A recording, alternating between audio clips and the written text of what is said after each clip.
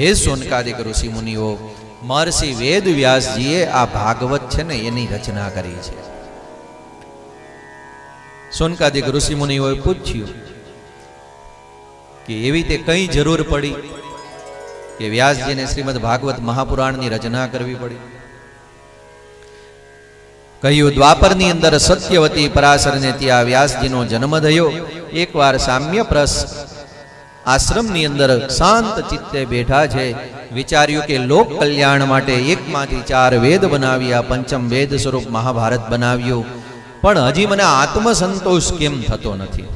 બરાબર એ જ સમયે વીણાનું વાદન કરતા કરતા, હરિનામ સંકીર્તન કરતા કરતા નારદજી સમ્યાપ્રાસ આશ્રમમાં મહર્ષિ વેદ વ્યાસને ત્યાં અતિથિના રૂપની અંદર આવે છે.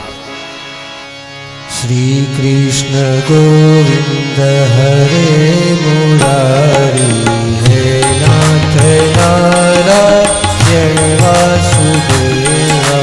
શ્રી કૃષ્ણ ગોવિંદ હરે મુરારી, હે નાથ નારાયણ વાસુદેવા.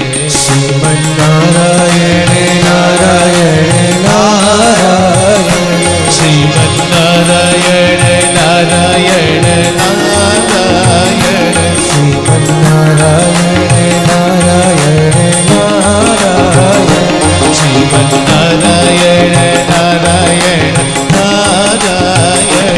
ભજમન નારાયણ નારાયણ નારાયણ, ભજમન નારાયણ નારાયણ નારાયણ, ભજમન નારાયણ નારાયણ નારાયણ, ભજમન નારાયણ નારાયણ નારાયણ, શ્રીમન નારાયણ નારાયણ નારાયણ, શ્રીમન નારાયણ નારાયણ નારાયણ.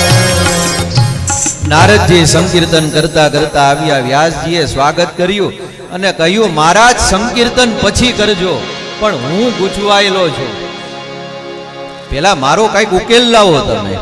તો કે હા વ્યાસજી, તમને જોતા તો એવું લાગે છે કે કંઈક તમે આમ અસમંજસતામાં હોય. શું વાત છે, કયો મહારાજ?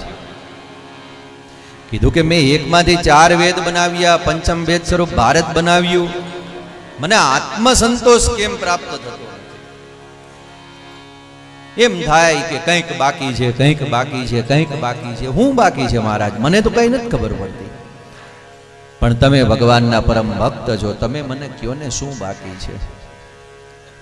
ત્યારે નારદજીએ કહ્યું છે કે મહારાજ, તો તમારે એમના સમાધાન માટે મારા પૂર્વ જન્મની કથા છે ને એ સાંભળવી પડે.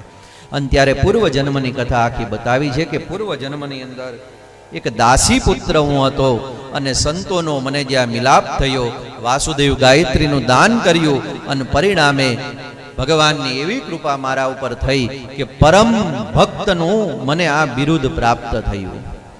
આકાશ પાતાળ પૃથ્વી કોઈ જગ્યાએ મારી કોઈ ગતિ અટકે નહીં. દેવ દાનવ માનવ બધા મને માને. મારી વાતને કોઈ રદ ન કરી શકે, એટલા માટે હું નારદ છું. વ્યાસજી, આ બધું મને કેમ મળ્યું? તો પૂર્વ જન્મની અંદર મેં ભગવાનનું જે ભજન કર્યું ને એમના કારણે.